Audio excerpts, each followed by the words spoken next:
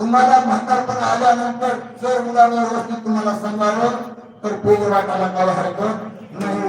पण तुम्ही आम्ही वाटतो पेढे आणि मुलगा काढतो जोडी म्हणा तुम्ही जाताय तुम्ही माणसं मी कशाला म्हणू जोडे काढल्यानंतर पेढे वाटायची काही गरज नाही. बरं मुलगा झाला सुख मिळेल महाराज म्हणतात सुख मिळतच नाही. कारण आपण जगामध्ये सुख शोधतो तिथं सुखच नाही. सुख नाही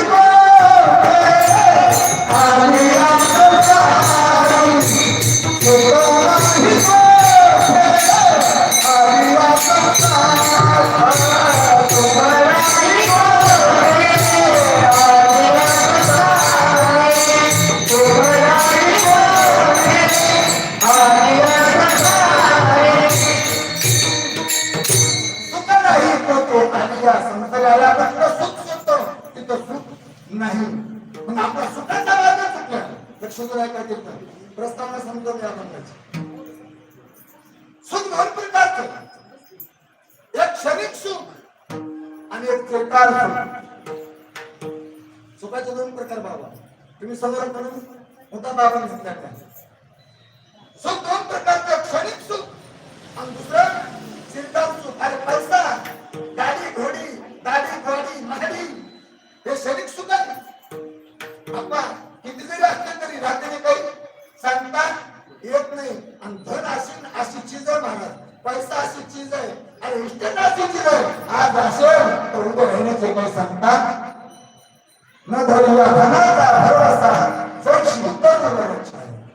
जसा झाडाचा सावलीचा भरवसा नाही तसा या धनाचा अजिबात भरवसा नाही. या धनाचा धरी विश्वास कैसी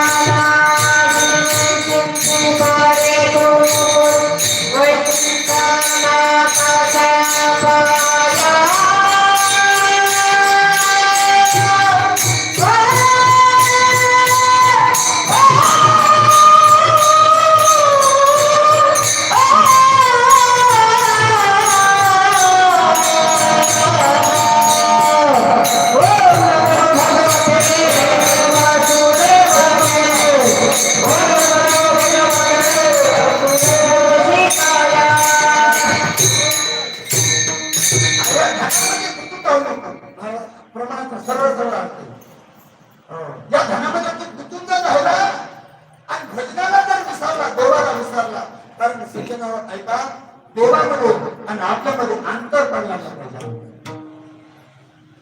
प्रपंचामध्ये माणूस जितका जितका गुंतवतो ना जगद्गुरु तुकोबाला गातामध्ये गोड प्रमाण सांगतो ऐका मात्र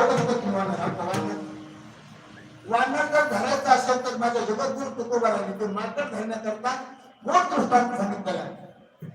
माकड जर धरायचं असेल तर माकडाला धरण्याकरता काय लागतं फुटाने फुटाने महाराज म्हणतात. माकड धरण्याकरता एखाद्या पातेल्यामध्ये म्हणा पातेल्यामध्ये म्हणण्यापेक्षा एखाद्या घागरीमध्ये एखाद्या गुंडीमध्ये फुटाने टाका आणि ते माकड फुटाने बघितलं की कुठे उडी मारून त्या फुटाने खायला आल्याशिवाय माकडाला फुटाने हात आवडते महाराज.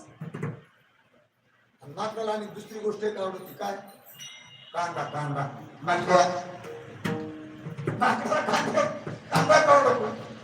आणि ते माकड जर धरत असेल तर हुशार माणूस ते माकड धरता करतात एखाद्या घागरीमध्ये एखाद्या हंड्यामध्ये एखाद्या असणाऱ्या गुंडीमध्ये फुटाने टाकतो आणि फुटाने टाकल्यानंतर ते माकड त्या गुंडीजवळ हंड्याजवळ येतं आणि आल्यानंतर त्या हंड्यामध्ये घागरीमध्ये हात घालतो आणि हात घातल्यानंतर फुटाने मुठीत घेतो आणि मुठीत घेतल्यानंतर आणि घागरीत तोंड असतो पाय मूठ मारल्यानंतर हात वरी येत नाही.